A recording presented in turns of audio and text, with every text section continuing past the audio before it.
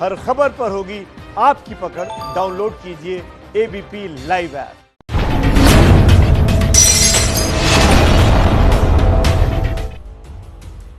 नमस्कार, आप देख रहे हैं एबीपी न्यूज। आपके साथ हूं मैं रुबिका लियाकत। आप सभी का बहुत बहुत स्वागत है सीधा सवाल में।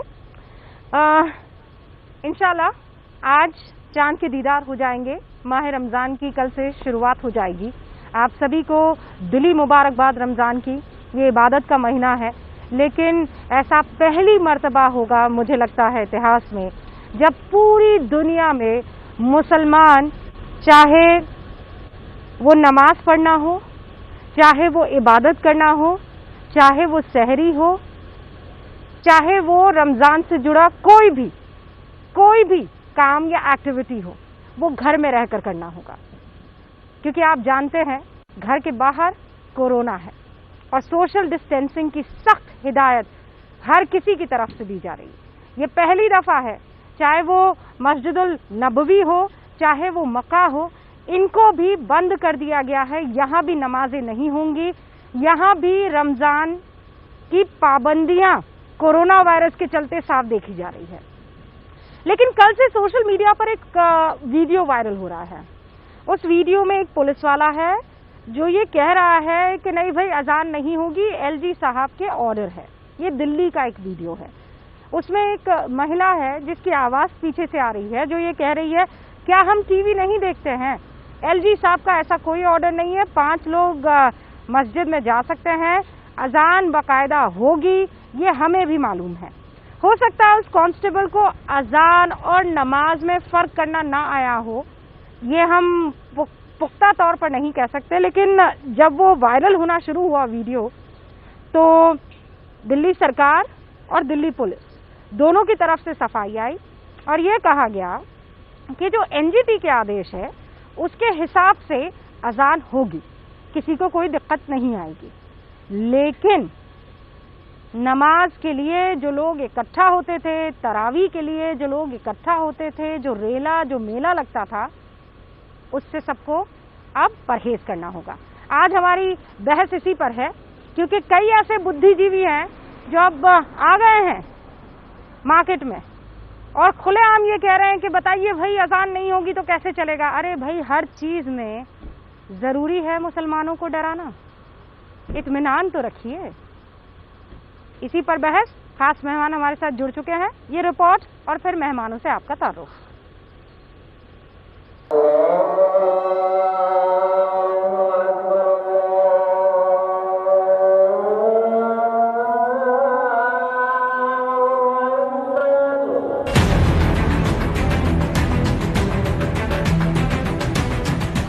दिल्ली के प्रेम नगर इलाके में अजान को लेकर विवाद। सबसे पहली बात, अजान बिल्कुल बंद है। अजान नहीं होगी बिल्कुल भी, एलजी साहब बोल रहे हैं। महिलाओं ने किया पुलिस के फरमान का जोरदार विरोध। 5 आदमी मस्जिद के अंदर नमाज पढ़ सकते हैं, लेकिन 5 का यहाँ एक भी नहीं पढ़ रहा। अजान के लिए तो मना ही नहीं है कहीं पे भी। एलजी का ऑर्डर दिखा दो, मस्जिद में अजान नहीं होगी। एलजी का ऑर्डर दिखाओ आप। भाई भाई, ये तो इन्होंने पुलिस वालों ने अच्छा आतंक मचा रखा है। वीडियो वायरल होने के बाद पुलिस को देनी पड़ी सफाई।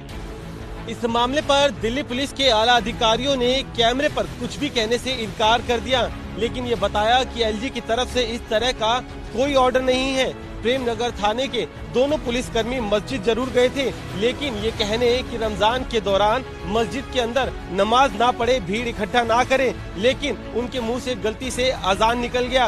जो अजान है वो एज पर एनजीटी गाइडलाइंस वो परमिटेड है और उसमें जो एनजीटी की गाइडलाइंस है उसको फॉलो करें। दिल्ली के उप मुख्यमंत्री ने भी अजान पर सफाई दी।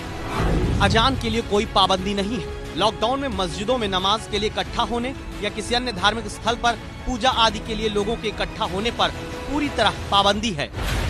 रमजान में अजान पर बेवजह विवाद क्यों? और मैं ये बता दूं, जो लोग हमारे साथ बहस कर रहे हैं वो अब स्क्रीन पर आपके सामने होंगे। हमारे साथ डॉक्टर वली हैं और सरेश जफर वाला है। आप दोनों का बहुत बहुत स्वागत है। लेकिन सिर्फ ये दो नहीं होने वाले हैं, राजीव प्रताप रूडी जो कि सांसद है बीजेपी के, वो भी हमारे साथ जुड़ेंगे। हमारे साथ राघव चड्ढा हैं जो कि आम आदमी पार्टी के विधायक भी है और प्रवक्ता भी है, वो भी हमारे साथ जुड़ेंगे। और हमारे साथ शोएब जामाई साहब भी जुड़ेंगे जो कि इंडियन मुस्लिम फाउंडेशन से ताल्लुक़ रखते हैं। अच्छा, मुझे ये जानकारी मिल रही है कि मेरी आवाज़ जो है वो थोड़ी दबी दबी आ रही है। अच्छा, दबी दबी आवाज़ इसलिए भी आएगी क्योंकि मास्क मैंने पहना हुआ है, ये आपको पता होना चाहिए, और बाहर मैं बगैर मास्क के निकल नहीं सकती हूँ। कोरोना वायरस एकदम घात लगाकर बैठे हुए हैं। बहरहाल, सबसे पहले सुरेश जफरवाला, शुरुआत मैं आपसे करना चाहती हूँ और मेरा सीधा सवाल ये है कि एलजी साहब के ऑर्डर बहुत क्लियर है, दिल्ली सरकार के ऑर्डर क्लियर है, दिल्ली पुलिस ने भी क्लियर कर दिया है, उसके बावजूद इस तरीके के वीडियो फैलाने के पीछे की मैं मानसिकता समझना चाहती हूँ। अंग्रेजी में कहते हैं कि एक नीडलेस कंट्रोवर्सी है। ये मैं समझ सकता हूँ कि बेचारा पुलिस वाला जो है उसको ये फर्क ही नहीं मालूम होगा अजान और नमाज, उसने अजान कह दिया। और अब तो जब एलजी साहब की तरफ से, सरकार की तरफ से, दिल्ली प्रशासन की तरफ से बात आ गई है तो ये मामला खत्म हो जाना चाहिए। और मैं आपको यह एक बात कहूँ अंबिका जी कि सरकार का तो अभी आया, लेकिन मुसलमानों की तरफ से हमारे उलमा और दानिश्वर पिछले 1 महीने से ये लगातार कह रहे हैं, हम लोग खुद भी अपने इलाके की मस्जिद में, और हमने ये भी कह दिया था कि देखिए रमजान का महीना आएगा और हाँ, रमजान का मतलब ही होता है रोजा और इबादत, और हमेशा आपको पता होगा कि जो लोग कभी नमाज में नहीं दिखते वो रमजान में दिखते हैं मस्जिद में। तो इस बार क्योंकि पूरी दुनिया में जो हालात हैं, तो हमारे उलमाओं की तरफ से और पूरी तरह से एक खास क्लियर कट गाइडलाइन कि भाई देखिए, नमाज अपने घर में पढ़िए, इफ्तार अपने घर में कीजिए, जो इफ्तारी के लिए जो गरीब गुरबा आते हैं आसपास के, उनके घरों में आप इफ्तार पहुंचाइए। इफ्तार पार्टी नहीं होगी, और तरावी की नमाज जो सिर्फ रमजान में होती है रात को ईशा के बाद, वो भी अब जो है अब आप अपने घर में पढ़ेंगे। तो ये एक बहुत ही क्लियर कट और बरसरे आम ये बात आ गई है। और मैं आपको एक वीडियो की तरफ इशारा करता हूं कि आज तबलीग जमात के जो मौलाना इब्राहिम देवला साहब की तरफ से आई है, कल शायद आई थी, और उन्होंने उसमें बहुत साफ कहा कि देखिए सरकार की तरफ से जो ऑर्डर नाफिज होगा वो हम आमन्ना सद्दकना उस पर हम अमल करेंगे, अपनी तरफ से कोई बात नहीं हो। तो हम उस पर अमल करेंगे। सरकार का ऑर्डर लॉकडाउन या सोशल डिस्टेंसिंग के बारे में जो अहकामात सरकार की तरफ से आएंगे, हम उसको पूरी तौर पर अपना मजहबी जिम्मेदारी समझकर जैसे रोजा रखते हैं ऐसे इसको पूरा करना ये हमारा कर्तव्य है। ओके, जफर भाई, काश के मुसलमान इतना स्ट्रांगली कनेक्टेड होता, इतनी शानदार की उसकी नेटवर्किंग होती कि एक शख्स एक लीडर के तौर पर देखा जाता और वो जो कह देता तो हर कोई मान लेता कि ये हमारे उलेमा हैं, ये सबसे बड़ी बात कह रहे हैं। लेकिन आप जानते हैं शोएब भाई, मेरी आवाज आप तक पहुंच रही है? हाँ, अब ठीक है, अब ठीक है। शोएब भाई, ये सवाल मैं अब आपके पास लेकर आना चाह रही हूँ। रमजान की बहुत बहुत मुबारकबाद शोएब भाई, दुआओं में याद रखिएगा। लेकिन मैं ये कह रही हूँ कि मान लीजिए कि एक मौलवी की तरफ से, और बहुत सारे ऐसे इमाम हैं, मौलवी हैं, काजी है, मुअज्जिन हैं, जो अपनी तरफ से लोगों को कह रहे हैं कि भाई इस रमजान अपने नफ्स पर जैसे काबू रखते हो, अपने पैरों पर भी काबू रखना, घरों से बाहर मत निकलना। मेरा ये सवाल है कि वाकई, और प्लीज आप मुझे बहुत सोच समझ कर इसका जवाब दीजिएगा, क्या वाकई हमें जब कीर्तन नहीं हो रहे हैं, अरदास नहीं हो रहे हैं, मास नहीं हो रहे हैं चर्च में, तो अजान की भी क्या सच में इस तरीके से जरूरत है? 1400 साल पहले तो लाउड स्पीकर नहीं थे। हम अपने बूते पर रोजा इफ्तार या सहरी नहीं कर सकते हैं।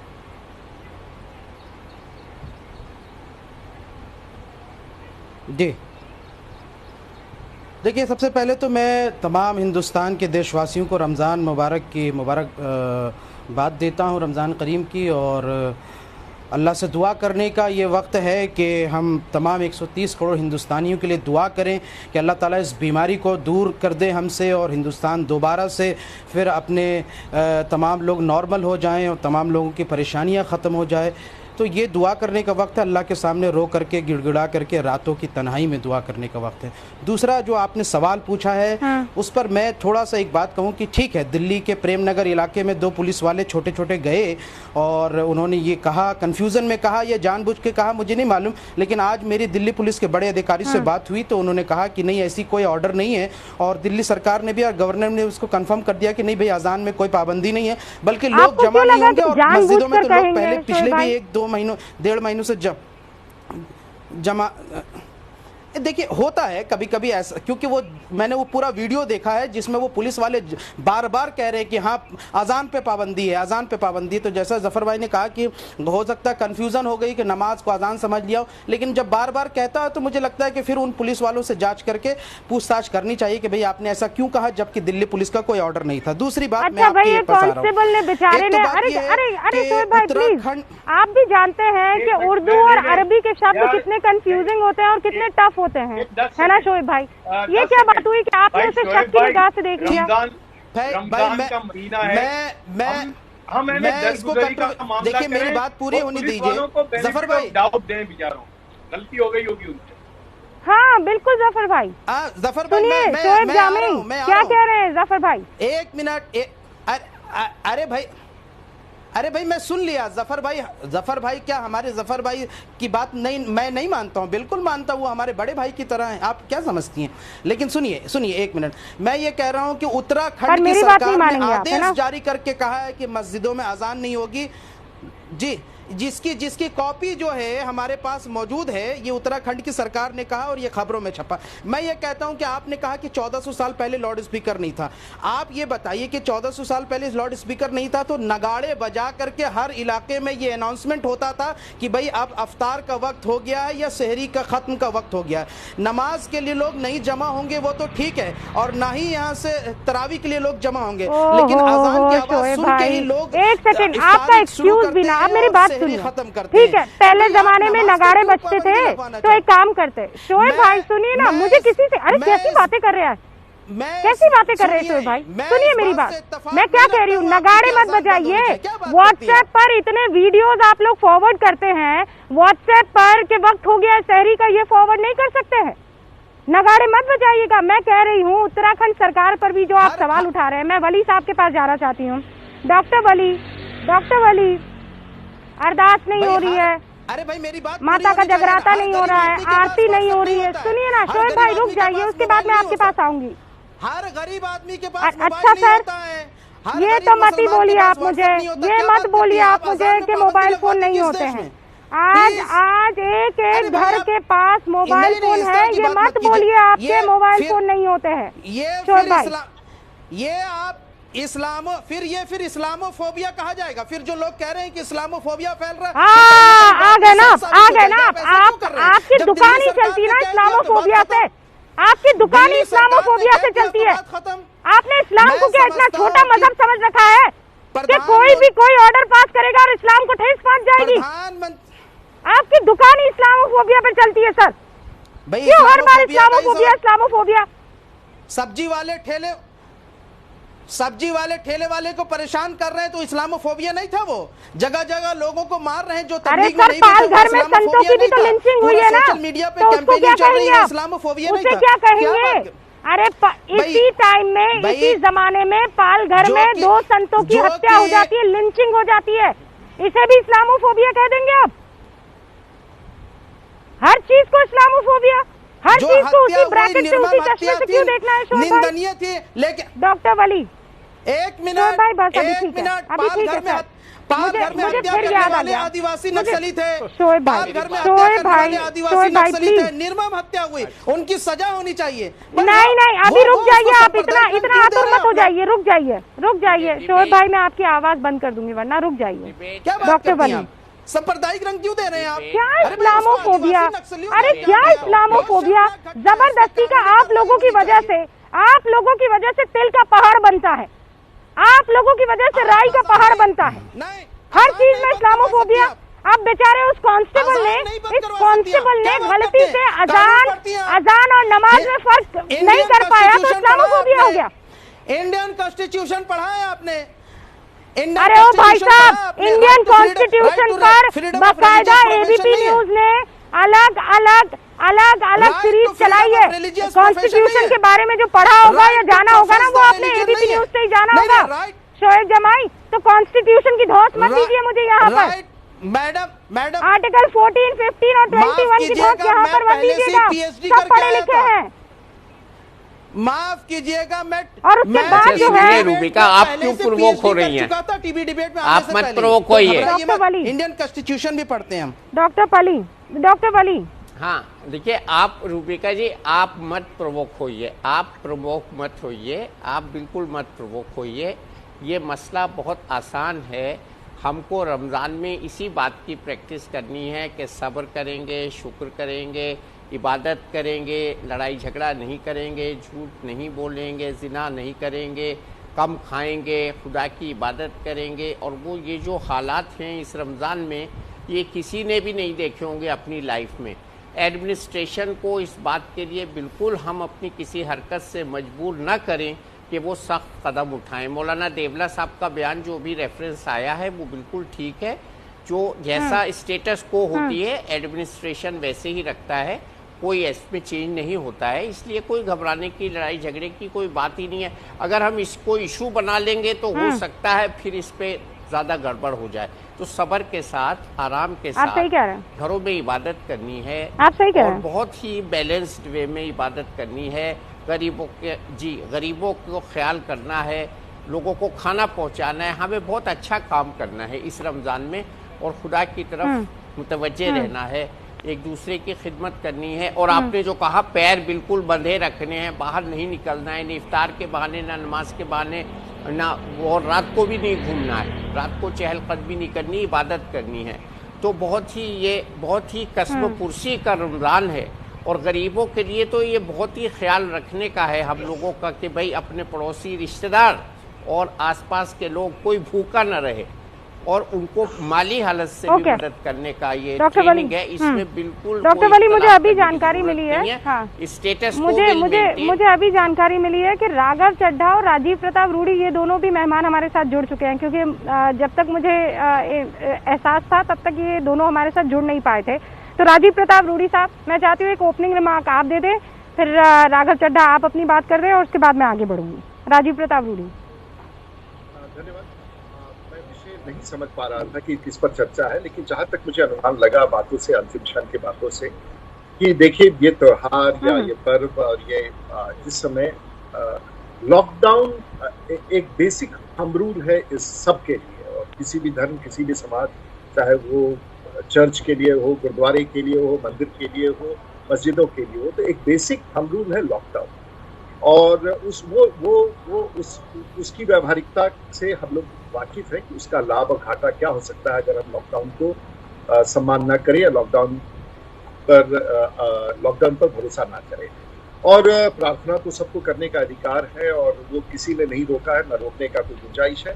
लेकिन मैं जहाँ तक समझता हूँ कि और सभी लोग जो इस रमज़ान के महीने में जो इबादत करते हैं, प्रार्थना करते हैं, उन सबको तो थोड़ी इस बार की परिस्थिति अनुकूल नहीं है। और सरकार सिर्फ यही आग्रह कर सकती है उनके स्वास्थ्य के लिए, राज्य के स्वास्थ्य के लिए, देश के स्वास्थ्य के लिए, उनके परिवार के स्वास्थ्य के लिए, कि पब्लिक गैदरिंग ना हो, प्रार्थना घर में करे। और मैं लगता है कि ये व्यवहारिक है और इस पर तो कोई विवाद की गुंजाइश हो ही नहीं सकता जब सऊदी अरेबिया जैसा, जहाँ इतने ज्यादा वो कट्टरपंथी है, वहाँ भी सार्वजनिक रूप से प्रेयर्स की मनाही हो चुकी है और कई देशों ने किया है। तो मैं समझता हूँ कि भारत तो बहुत ही लिबरल है। हमारे यहाँ के, आपके समाज के लोग जो प्रार्थना करना चाहते हैं 24 तारीख से, मैं समझता हूँ कि सब बात इससे सहमति है। इसमें असहमति की गुंजाइश मुझे नहीं लगता है कि किसी कारणवश होना चाहिए। और हमें गर्व है कि आज की परिस्थिति में ये मुस्लिम संप्रदाय के लोग। राजीव प्रताप रूडी, अब यहाँ पर दो चीजें होगी। प्रार्थना के माने जो है वो नमाज भी होता है, और नमाज आप मस्जिदों में जाकर नमाज नहीं पढ़ेंगे, सोशल डिस्टेंसिंग का पूरा ख्याल रखेंगे, ये हर सरकार कह रही है। राघव चड्ढा यहाँ पर है। राघव, दिल्ली सरकार की तरफ से ये तो क्लियर कर दिया गया है कि अजान होगी, लेकिन नमाज पर मस्जिदों में बाकायदा पाबंदी रहेगी। लेकिन कितने लोग जा सकते हैं मस्जिदों में? पहली बात तो यह है कि देश इस समय और पूरी दुनिया इस समय एक ऐसे हालात से गुजर रही है जिसमें एक महामारी का प्रकोप हम सब पर छाया हुआ है, और दिल्ली वालों ने और हमारे देश ने, हमारे देशवासियों ने बड़ी मजबूती से कोरोना के खिलाफ अपनी लड़ाई में अपनी उपस्थिति दर्ज कराई है। ये लॉकडाउन का जो समय है, इसमें चाहे जो भी त्योहार आए, होली आए, दिवाली आए, क्रिसमस आए, गुरुपुरब आए, रमजान आए, ईद आए, जिस भी धर्म के फॉलोअर्स हैं, जिनका जो भी त्योहार इस लॉकडाउन के पीरियड में आएगा, उनसे तमाम सरकारों की यही गुजारिश है। और मेरे ख्याल से इसमें कोई विवाद या किसी प्रकार की बहस या डिफरेंट पॉइंट ऑफ व्यू की कोई स्पेस ही नहीं है, क्योंकि हर व्यक्ति इस बात से सहमत होगा कि कोई भीड़, कोई जमावड़ा किसी प्रकार का ना हो।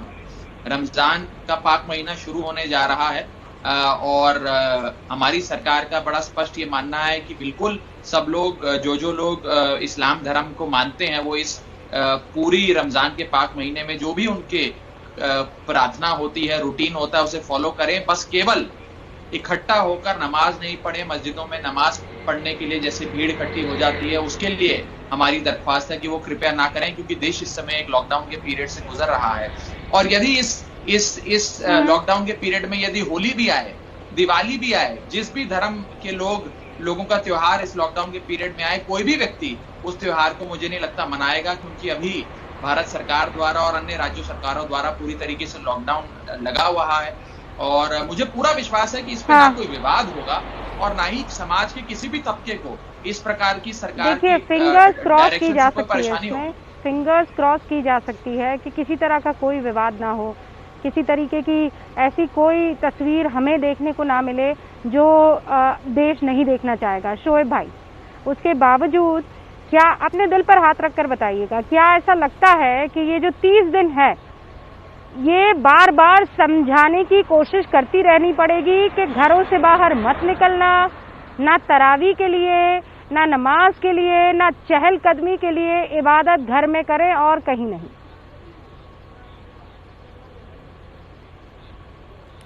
नहीं, मुझे नहीं लगता कि कोई ऐसी विवाद होगी, क्योंकि मैं हमेशा पॉजिटिव सोचता हूं और मैं बहुत होपफुल हूं कि इंशाल्लाह अल्लाह की पूरी ज़ात से उम्मीद है कि पूरे एक महीने तक कोई विवाद नहीं होगा, बल्कि सब लोग जैसा लॉकडाउन का पालन कर रहे हैं, इक्का दुक्का घटनाएं हुई, अदरवाइज पूरे देश की जो मस्जिदों में बंद रहा और सब लोगों ने पालन किया, ये तो मैं शुक्रगुजार हूँ और मैं बधाई देना चाहूँगा अपनी कम्युनिटी को। और ऐसा ही पूरा एक महीना भी रहेगा। लेकिन सुनिए, जब आपने कहा कि भाई आप ABP में आकर के कानून सीखें, ऐसी बात नहीं रूबिका जी। मैं तो आपके आने से पहले ही जो है देश के प्रतिष्ठित संस्थान से मॉलिक्यूलर बायोलॉजी में PhD किया था, और हम जो है कानून को भी पढ़ते हैं। और जब विवाद तब नहीं होगा जब आप मस्जिदों पे पाबंदी अजान की नहीं लगाएंगे। अगर आप अजान पे पाबंदी की बात करेंगे तो विवाद होगा, क्योंकि ऐसा कानून में कहीं नहीं है। और सऊदी अरेबिया में भी अजान हो रही है, लोग अपने घरों में नमाज पढ़ रहे हैं, लोग कहीं जमा नहीं हो रहे, लेकिन अजान हो रही है। अजान की कहीं कोई पाबंदी नहीं। अजान सिर्फ एक सिग्नल है आपको बताने के लिए कि भाई आपके नमाज का टाइम हो गया, अपने अपने घरों में नमाज पढ़ लीजिए, नमाज का टाइम हो गया, आप रोजा खोल लीजिए या फिर यहां से सहरी खत्म कर लीजिए, बस। उससे ज्यादा कोई मसला नहीं है। मुझे लगता है प्रधानमंत्री मोदी जी भी इस बात को जानते हैं और वो खुद अजान को बहुत पसंद करते हैं, और मुझे लगता है कहीं पर ऐसा विवाद नहीं होगा। अगर उत्तराखंड की सरकार वो आदेश वापस ले ले तो मैं बहुत शुक्रगुजार हूंगा, और मुझे लगता है कि कोई विवाद की कोई गुंजाइश नहीं रहेगी और पूरा देश इस बात को मानेगा। और हम 130 करोड़ हिंदुस्तानी के लिए दुआ करेंगे कि अल्लाह ताला जो है हम सबको जो है इस बीमारी से दूर कर दे इंशाअल्लाह। जाफर भाई, लेकिन उसके बावजूद देखिए, इस टाइम पर हम ये जानते हैं जफर भाई कि हमारी जो खरीदारी है वो बढ़ जाती है। मेरठ से वो तस्वीर आई थी, आपको याद है? एक लड़का था, एक बंदा था जो दिखा रहा था कि देखो चूड़ियों की बिक्री हो रही है, यहाँ किसी को कोई फर्क नहीं पड़ता है। मैं ये नहीं कह रही हूँ कि पूरे हिंदुस्तान में ये काम हो रहा है, लेकिन खरीदारी इस टाइम पर रमजान में बढ़ जाती है, चाहे वो फ्रूट्स हो, चाहे वो फल सब्जी हो, चाहे वो मीट एंड फिश हो। ऐसे में हमें इन सारी चीजों पर भी काबू करना ही होगा, इसमें कोई सवाल, कोई दो राय नहीं है।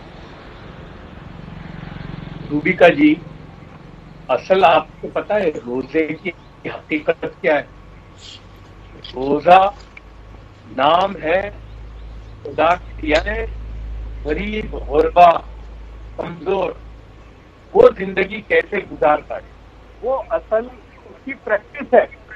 रोजे में 3 चीजें बहुत इंपॉर्टेंट है, इसलिए रोजा जो है ये भूखा और प्यासा रहने का नाम नहीं है। रोजा आंख का भी है, रोजा कान का भी है, रोजा हाथ का भी है, रोजा पैर का भी है कि मेरे पैर पे गलत जगह तो नहीं जा रहे, मेरा हाथ गलत जगह तो इस्तेमाल नहीं हो रहा, मेरी आंख गलत चीज तो नहीं देख रही, मेरे कान गलत चीज तो नहीं सुन रहे। इसलिए रोजा सिर्फ भूखा और प्यासा रहने का नाम नहीं है। और खास रोजे के साथ 3 चीजें बहुत इंपॉर्टेंट है, केयरिंग, शेयरिंग और कंपैशन। इसलिए जब हम दस्तरखान पर बैठे अपने या अपने टेबल पर बैठे तो हमारे टेबल पर या हमारे दस्तरखान पे तो 3-4 किस्म की वानगियां होंगी, लेकिन उस वक्त हम सोचें कि मेरे पास ये कितनी किस्म के जो खाने हैं, अभी इसी वक्त करोड़ों हिंदुस्तानी ऐसे हैं कि जो एक रोटी के टुकड़े के मोहताज हैं। तो रोजे के वक्त, इफ्तारी के वक्त अगर मुझे उस प्यासे और उस भूखे हिंदुस्तानी का ख्याल नहीं आता तो मेरे रोजे में कोई खोट है। तो मैं चाहूंगा कि हम एक प्लेज में कि हर आदमी एक फैमिली के घर के खाने का इंतजाम कर ले, इसलिए कि रोजा जो है वो कंपैशन, केयरिंग और शेयरिंग का नाम है।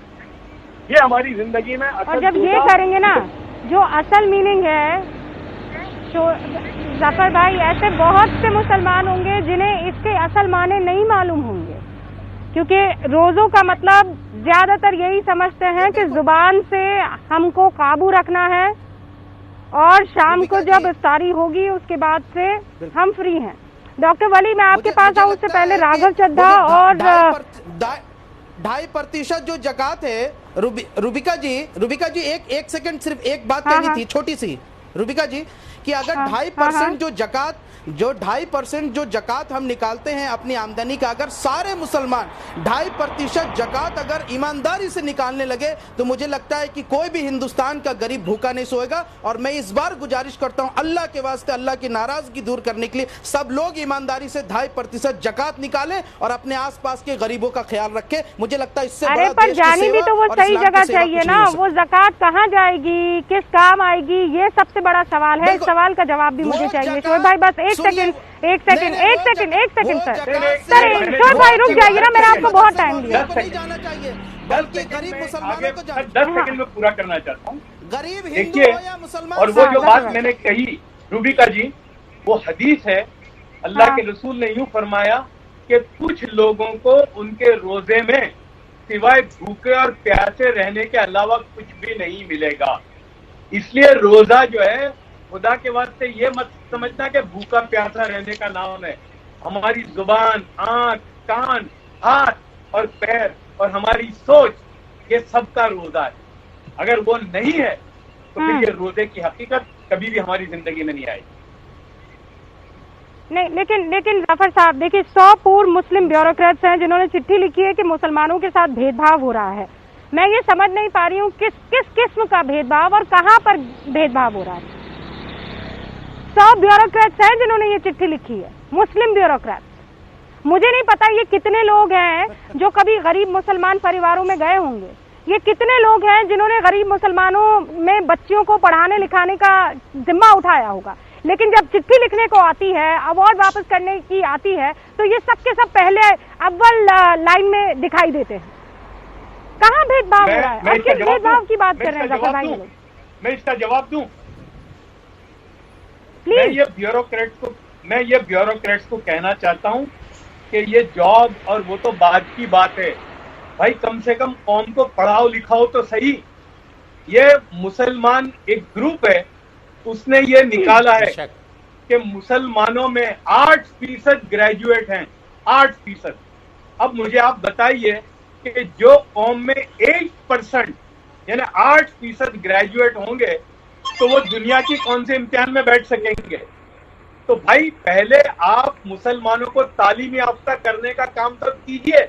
आपने ब्यूरोक्रेसी में जो हासिल किया है, कम से कम कौम को तो दीजिए। हाँ डॉक्टर वली, हम पढ़ लिख लेंगे और बाकी मुसलमानों को खौफजदा रखेंगे उनके नाम पर चिट्ठियां लिखेंगे कि देखो मुसलमान डरा हुआ है, हाय बेचारा मुसलमान, विक्टिम मुसलमान, डरा हुआ मुसलमान, ये देखिए इनके साथ कैसा दुअम दर्जे का जो है व्यवहार हो रहा है। यही काम इन 100 ब्यूरोक्रेट्स ने किया है डॉक्टर वली। नहीं, देखिए रूबिका जी, ये बहुत सी कॉम्प्लिकेटेड इंट्रिकेट इश्यूज हैं सोसाइटी के, जिनका ताल्लुक आप बस मैं तो ये कहता हूँ एजुकेशन से है। अगर हमारे अंदर एजुकेशन बढ़ेगी तो शायद आने वाली तमाम मुसीबतें ठीक हो जाएंगी, पॉवर्टी भी ठीक हो जाएगी, हमारा व्यवहार भी ठीक हो जाएगा। इस वक्त जो सबसे बड़ी तकलीफ है लोगों को, इस्लाम से नहीं है, मुसलमानों से है, और वो ये है कि हमारे अखलाक अच्छे नहीं हैं, हम पूरा नहीं तोलते हैं, हम में ईमानदारी नहीं है, हम में पंक्चुअलिटी नहीं है, हमसे वादा खिलाफी हो जाती है। तो इस सब पे इम्प्रूवमेंट करना है, और इस सब की प्रैक्टिस का जो महीना आ रहा है, ये रमजान आ रहा है, और मैंने कई बार अपने कई बातों में कहा है ये वली साहब, इस बीच ये बड़ी खबर आ गई है। मैं वो बड़ी खबर दर्शकों को दिखाना चाहती हूँ, बताना चाहती हूँ। देखिए, हम चिट्ठी की बात ही कर रहे थे, हम उन लोगों की तरफ सवाल उठा ही रहे थे कि देखिए किस तरीके से चिट्ठियां लिख देते हैं, किस तरीके से आरोप लगा देते हैं, और वो बड़ी खबर आ गई। बड़ी खबर ये है कि चिट्ठी लिखकर बाकायदा एक बड़े अफसर ने माफ कीजिएगा, सरकार को ये कहा है कि मुसलमानों के साथ कहीं ना कहीं भेदभाव हो रहा है। ये इस वक्त की बड़ी खबर है। दर्शकों को मैं बता देना चाहती हूँ कि मैं पहले ये कह रही थी कि 101 लोगों ने चिट्ठी लिखी है, ये ब्यूरोक्रेट्स है जिन्होंने चिट्ठी लिखी है, मुसलमानों से भेदभाव का आरोप लगाया है।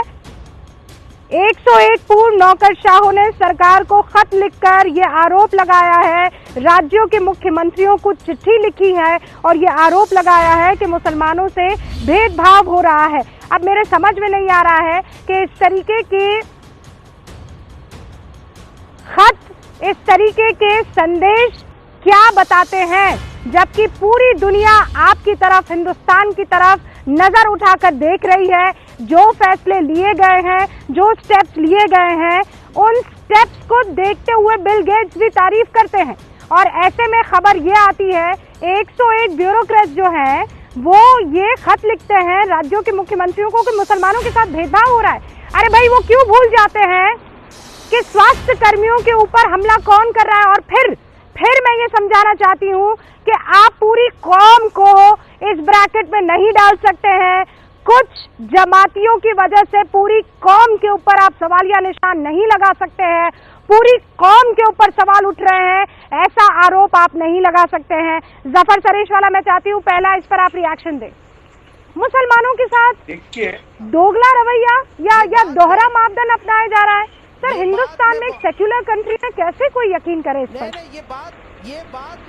रूबिका जी, मैं मेरा ये सब्जेक्ट रहा है। नहीं मानिए, आपने बात नहीं मानी, आप ब्यूरोक्रेट्स लिख रहे हैं तो आप उस पर सवाल उठा रहे हैं। अरे भाई, ये ब्यूरोक्रेट्स पढ़े लिखे लोग हैं, कोई अनपढ़ नहीं है, जाहिल नहीं है, ये पढ़े लिखे लोग हैं, ये समझते हैं कि क्या हो रहा है दरअसल हिंदुस्तान में। मैं प्रधानमंत्री की तारीफ जब मैंने जफर सरेशवाला का नाम लिया है तो फिर शोएब भाई आप काहे बीच में अपनी विशेष टिप्पणी कर रहे हैं? मैं उन्हीं पढ़े लिखे लोगों के दोहरे मापदंड को ही एक्सपोज करने के लिए यहाँ पर हूँ। कितने पढ़े लिखे ब्यूरोक्रेट जो हैं वो गए हैं मुसलमान बच्चियों को पढ़ाने के लिए। मैं जिस शख्स से बातचीत कर रही हूँ, मैं जिस शख्स से अभी बातचीत कर रही हूँ, जफर सरेशवाला, उनके लिए मैं वाउच कर सकती हूँ, उनके लिए मैं कसम खा सकती हूँ कि ये शख्स जो है वो बच्चियों की तालीम के लिए दिन रात एक कर रहा है, मेहनत कर रहा है, बड़े बड़े लोगों से उन बच्चियों को मिलवा रहा है। तो आप ज्ञान मत दें मुझे, आप ज्ञान मत दें मुझे। जफर सरेशवाला इस पर टिप्पणी करेंगे, शोएब भाई की आवाज कम करें। जफर सरेशवाला, रूबिका जी, मैं इसलिए जानता हूँ कि मेरा 10 साल की मेहनत है, और मैंने पिछले 6 साल में, आप भी एक प्रोग्राम में आई थी, तालीम और तरबियत के नाम से हमने 45 शहरों में प्रोग्राम किए पूरे मुल्क में, और मुझे लगा कि इसका प्रॉब्लम कहाँ है, तो पता चला कि हम तालीम याफ्ता ही नहीं है, हम पढ़ते ही नहीं है। और मैंने देखा कि जहाँ हमने कोशिश की, मैं 1 मिनट में पूरा करता हूँ। जैसे मैं एक ही चीज लूंगा यहाँ पर कि 2014 में हमने हिसाब लगाया कि भाई IAS या UPSC में कितने मुसलमान आते हैं, तो हमने देखा कि टोटल 1060 या 1040 सिलेक्ट होते हर साल, और मुसलमान पिछले 70 साल से 38, 39 से ज्यादा नहीं आए थे। और ये कव्वाली चलती थी कि भाई मुसलमान 2% या 3% है। हमने और मेरे साथ और बहुत सारे लोगों ने एक कोशिश शुरू की और हमने देखा तो सबसे पहले पता चला कि मुसलमान बच्चे इम्तिहान में ही नहीं बैठते। हमने 2014 का हिसाब लगाया कि 11,45,000 बच्चे इम्तिहान में बैठे थे यूपीएससी के। हमने पता जब किया तो पता चला कि 10,000 मुसलमान नहीं बैठे थे, और 10,000 मुसलमान बैठे नहीं थे और 38 सिलेक्ट हुए। तो जो टोटल सिलेक्शन हुआ तो मुसलमानों का प्रपोर्शन जितने इम्तिहान में बैठे थे वो नॉन मुस्लिम से ज्यादा था। हमने फिर सोचा चलो कोशिश शुरू करते हैं। हमने जब कोशिश शुरू की उसका पहला नतीजा तो जफर भाई यही तो लड़ाई है, यही तो लड़ाई है ना जफर भाई, यही तो लड़ाई है। जब कह दो कि पढ़ना लिखना है तो लगता है, अरे वही यही तो लड़ाई है। और इस लड़ाई में आपका साथ देने के लिए बहुत लोग आगे नहीं आए होंगे जफर भाई, बहुत मेहनत करनी पड़ी होगी। लेकिन खत लिख लीजिए कि मुसलमान डरा हुआ है, आपके साथ बहुत सारी ताकतें लग जाएंगी जफर भाई। पढ़ाने में इतनी ताकतें आपके साथ नहीं लगी होंगी, इसलिए खत लिखना बहुत बढ़िया सर। उसके बावजूद आपको पता है हमारा खत लिखना आसान है, मुसलमानों को डराना आसान है। राजीव प्रताप रूडी लिख दिया 101 ब्यूरोक्रेट ने सर, मुसलमान डरा हुआ है। रूबिका जी, 3-4 सवाल मेरे संबंधित थे। एक तो मैंने नमाज कहा, प्रार्थना कहा, नमाज करने जाते हैं, और हमने देखा है कि कोविड के दौरान जुम्मे का जो नमाज होता है उस दिन कहीं भी किसी मस्जिद में लोग नहीं जाते हैं। तो ये मोटे तौर पर एक बड़ी सहमति है कि इस दौरान एक बड़ा सवाल जो खड़ा हो रहा है अभी ये कि आखिर में ये और उत्तराखंड की सरकार ने, वहाँ के एडिशनल डीजी ने ये सफाई दे दी है कि कोई भी उस दिन किसी प्रकार का अजान में रोक नहीं है। शायद एक शब्द उन्होंने अपने तरफ से जोड़ दिया कि धीमा होना चाहिए। मैं नहीं समझता हूँ कि धीमा का परिभाषा क्या होगा, इसलिए अजान पर भी कोई रोक नहीं है। तो मुझे लगता है कि ये जो विषय था वो गलत था, और इस प्रकार का किसी प्रकार का रोक उत्तराखंड में नहीं है। मैं सिर्फ मान्यवर ओके सर, मैं ये समझना चाह रही हूँ कि इसकी जिम्मेदारी किस पर आनी चाहिए। एक तो भेदभाव, इक्का दुक्का अगर कहीं पर कोई इंसिडेंट होता है इसका मतलब ये नहीं कि मुसलमानों के साथ भेदभाव होने लगा है। दूसरा ये कि तबलीगी जमात जो कर रही है उस पर चिट्ठी क्यों किसी ने नहीं लिखी, मैं समझ नहीं पा रही हूँ। राजीव प्रताप, देखिए, आपने जो 2 मिनट का मुझे समय दिया और ये सूची जो आई है वो वायर पर आया है, और वायर के जो एडिटर है वो सिद्धार्थ वरदराजन, जिन्होंने जो अभी हाल फिलहाल 2 साधुओं की जो हत्या हुई थी उसको उन्होंने नोमैडिक ट्राइब घोषित करते हुए कहा था कि 2 नोमैडिक जो थे, जिन साधुओं को उन्होंने नोमैडिक करके पूरा बाईलाइन चलाया कि वो 2 नोमैडिक थे, उन साधुओं को कहा, उससे नोमैडिक्स को मार डाला गया। तो ये सिद्धार्थ वरदराजन जो वायर पर हैं, उन्होंने ये समाचार प्रेषित किया है, और जहां तक मुझे लगता है ये है एक कॉन्स्टिट्यूशनल कंडक्ट ग्रुप जो 101 ब्यूरोक्रेट्स का है, कहीं पर कोई हस्ताक्षर नहीं है। और मुझे लगता है कि ये जैसा कि जिस माध्यम से ये प्राप्त हुआ है सिद्धार्थ वरदराजन, मुझे नहीं लगता है कि ये अधिकारी जो 101 है, और इसमें सब मुसलमान नहीं है, इसमें अधिकांश हिंदू हैं, और इससे बिना सत्यापित किया हुए हम लोगों को मानना नहीं चाहिए, क्योंकि मैं सहमत नहीं हूँ, क्योंकि जो पत्र है उसका लैंग्वेज, और जो लोग इसमें ऐसे भी ब्यूरोक्रेट्स हो सकते हैं जिन्हें अवकाश प्राप्त करने के बाद इस सरकार में एक्सटेंशन ना मिला हो, या फिर अपने कारणों से कॉन्स्टिट्यूशनल पोजीशन पर ना गए हो, कुछ ऐसे ब्यूरोक्रेट हो सकते हैं। और राघव चड्ढा, ब्रेक के बाद मैं आपका रिएक्शन इस पर लूंगी। हाँ राजीव जी, क्योंकि मेरे पास वक्त की बहुत कमी है। राघव चड्ढा, ब्रेक के बाद मैं आपका इस पर रिएक्शन चाहूंगी। 101 जो है ये कॉन्स्टिट्यूशनल कंडक्ट ग्रुप है, और मैं नहीं सहमत हूँ कि इसमें से सब लोगों ने इस बात पर सहमति बनाई होगी, और कहीं कोई हस्ताक्षर नहीं है। और हो सकता है कई ब्यूरोक्रेट्स ऐसे हों जो मुसलमान ना भी हों, और जो अवकाश प्राप्त करने के समय एक्सटेंशन की प्रत्याशा रखते हो, क्योंकि आजकल भारतवर्ष में देखा गया है कि अवकाश प्राप्त करने के पूर्व बहुत सारे ब्यूरोक्रेट्स संविधानिक पद पर ठीक है शोएब भाई रुक जाइए। आपको अचानक फिर से लगा कि ये गोल्डन अपॉर्चुनिटी है इस्लामोफोबिया पर आप बढ़िया तरीके से भाषणबाजी कर सकते हैं, तो आप आगे मैदान में रुक जाइए ना। 101 ब्यूरोक्रेट्स है जिन्होंने अलग अलग राज्यों के मुख्यमंत्रियों को हिंदुस्तान के खत लिखा है, और खत ये कहता है कि हिंदुस्तान का मुसलमान भेदभाव का शिकार हो रहा है। राघव चड्ढा भी हमारे साथ बने हुए हैं। राघव जी, मैं चाहती हूँ इस पर आप एक रिएक्शन दे दें सर। देखिए, मुझे जानकारी नहीं है ये पत्र किसने लिखा है, कौन कौन लोग हैं, किन कारणों से उन्हें लग रहा है कि एक समाज के प्रति भेदभाव हो रहा है। और जैसा कि आपने भी बताया, शायद ये जो चिट्ठी है इस पे किसी अफसर के हस्ताक्षर भी नहीं है, सिग्नेचर भी नहीं है। तो मुझे खास जानकारी है नहीं इसकी ऑथेंटिसिटी को लेकर, तो इस पे बिना पढ़े बिना जानकारी लिए इस पे टिप्पणी करना ठीक नहीं होगा। लेकिन इतना जरूर कहना चाहूंगा कि ये एक ऐसे दौर से हम सब गुजर रहे हैं जहां भेदभाव, राजनैतिक विरोध या धर्म, जात, बिरादरी के आधार पे किसी के साथ किसी प्रकार का विरोध हो, भेदभाव हो, उसकी कोई गुंजाइश नहीं है। यहाँ तक कि देश के प्रधानमंत्री ने भी ये बात कही कि जो कोरोना वायरस जैसी बीमारी है, ये आपका धर्म पूछकर, आपका रंग देखकर, आपकी भाषा समझकर, या आप किस जात या किस बिरादरी से आते हैं वो देखकर आप पर हमला नहीं करेगी। तो इस समय सब कोरोना के शिकार हो सकते हैं और हम सबको ये भी समझना होगा कि हम सब मिलकर ही इससे लड़ सकते हैं। कि यदि हमें कहीं ना कहीं भेदभाव की भावना आ गई तो इस कोरोना वायरस की महामारी से हम लड़ भी नहीं पाएंगे। और ये कोई सरकार या बढ़िया सरकार नोट की नहीं हो कोई एक सकता है एजेंसी राघव चड्ढा कि कोरोना वायरस कोई भेदभाव नहीं करता है। वो ना हिंदू देखता है ना मुसलमान देखता है। जहां आपने चूक की उसने आपको अपने लपेटे में लिया। डॉक्टर वली हमारे साथ बने हुए हैं। डॉक्टर वली, मैं आपका रिएक्शन इस पर चाहती हूँ। हालांकि आपने कहा बड़ा कॉम्प्लिकेटेड ये मसला है, लेकिन एक बात ईमानदारी से बताइए, क्या तबलीगी जमात मुसलमानों को रिप्रेजेंट करती है क्या? मतलब तबलीगी जमात मतलब सारे मुसलमान? नहीं, मैं तो ये आप ना बिल्कुल नहीं, ये तो 0.1% भी नहीं है। और गलती इसमें तो जो जमात को जिसने रोका, जिस शख्स ने, उसकी है, जमात वालों की तो नहीं है। जमात तो रुकी, उनको जो रोका गया, जिस स्टेटमेंट से वो रुके, वहाँ है प्रॉब्लम। खैर वो मसला तो अब बहुत ज़्यादा कॉम्प्लिकेट हो गया है। मेरा ये कहना है आपके इस डिस्कशन के बाद कि हमको एक बहुत ही अच्छा इस्लाम धर्म मिला है, हमको उसकी अच्छी बातों को प्रैक्टिस करना चाहिए और लोगों के सामने इस्लाम की छवि को बहुत अच्छी तरह से जैसी यह है वैसा रखना चाहिए और किसी को शिकायत का मौका नहीं देना चाहिए। यही तो कोशिश है, दुनिया भर इस बात पे डॉक्टर वली, यही तो हमारी कोशिश है। लेकिन देखिए डॉक्टर वली, आप और मैं बात कर रहे हैं, हम जो ये जिस तरीके की क्या कहते हैं गलत फहमियां उसे दूर करने की कोशिश करें, उससे पहले एक और खबर आ जाती है। झारखंड के गोड्डा में कुछ नमाजियों ने, एक तो सोशल डिस्टेंसिंग का पालन नहीं कर रहे थे, पुलिस जब उनको रोकने के लिए गई तो उनके ऊपर हमला कर दिया। और ये अभी खबर आई है जब आप और मैं बात कर रहे हैं डॉक्टर वली, इस वक्त की ये बड़ी खबर है।